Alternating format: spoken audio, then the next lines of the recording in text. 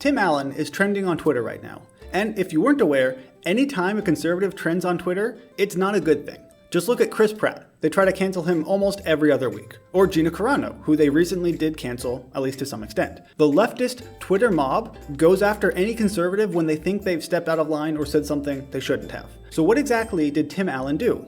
Well, not really much of anything, to be honest. He was recently on the Marc Maron's WTF podcast, which I've never heard of before, where he said, talking about Trump, "Once I realized that the last president pissed people off, I kind of liked that." And that's pretty much it. That's why he's trending on Twitter, because he said he liked the fact that Trump pissed people off, which, objectively speaking, Trump certainly did. I mean, he was really good at that.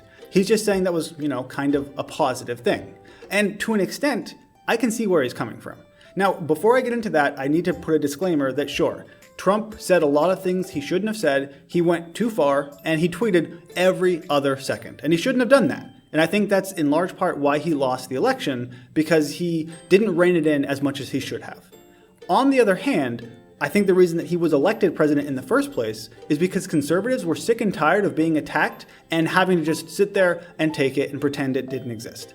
And Trump was the exact opposite of that. They would call him a racist and a sexist, all of these things, and it wouldn't matter because he just wouldn't accept it, and he'd throw it right back in their faces. And again, I'm not saying he should always have done this because sometimes, as I admitted, he did go too far.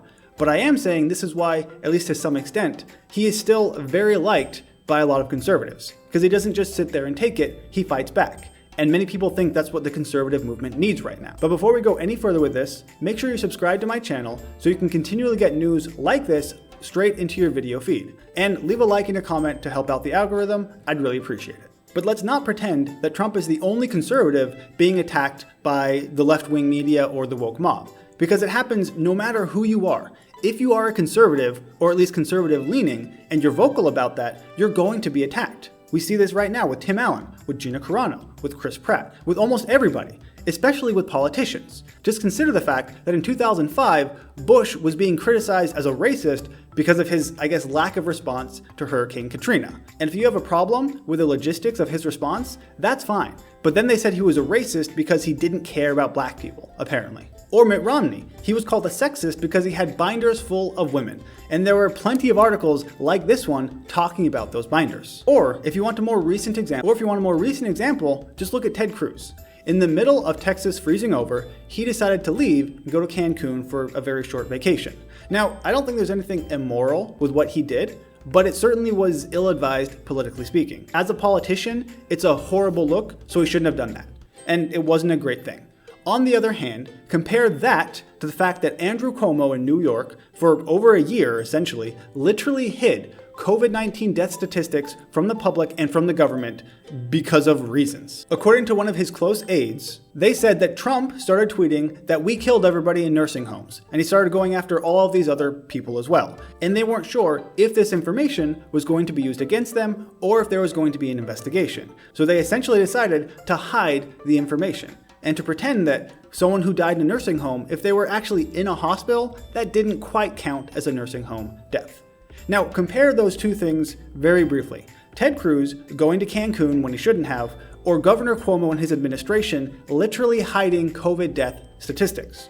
Which one do you think is worse? Which one should get more coverage? According to CNN and MSNBC, the Cuomo scandal just doesn't seem that important. After all, they only gave it 3 minutes of coverage across their 6 most watched shows, compared to 46 minutes of coverage that Ted Cruz had.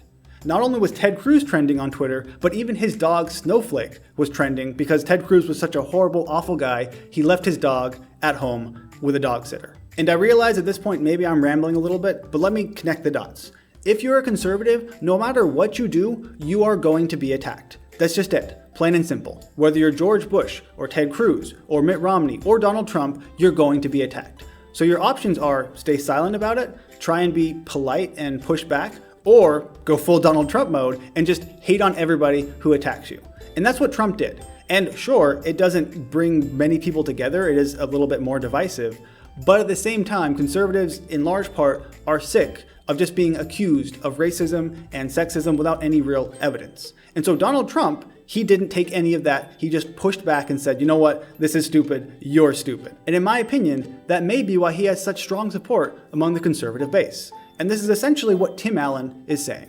You're going to piss people off anyway just by being a conservative, so you might as well make a show of it. So no, Tim Allen didn't say or do anything wrong. He doesn't need to be trending on Twitter, and no, people should stop trying to say he needs to be canceled, even though that'll happen anyway because he's conservative. What he said was fine, and it's pretty accurate. It is sometimes funny to watch how people get so upset about Donald Trump and they try to blame everything on him. I mean, just look at the fish tank cleaner lady. That was apparently Trump's fault for some reason. It doesn't make any sense. And that's why, even though his presidency was not very unifying, it was kind of funny to watch how people would react and how far Trump derangement syndrome actually went.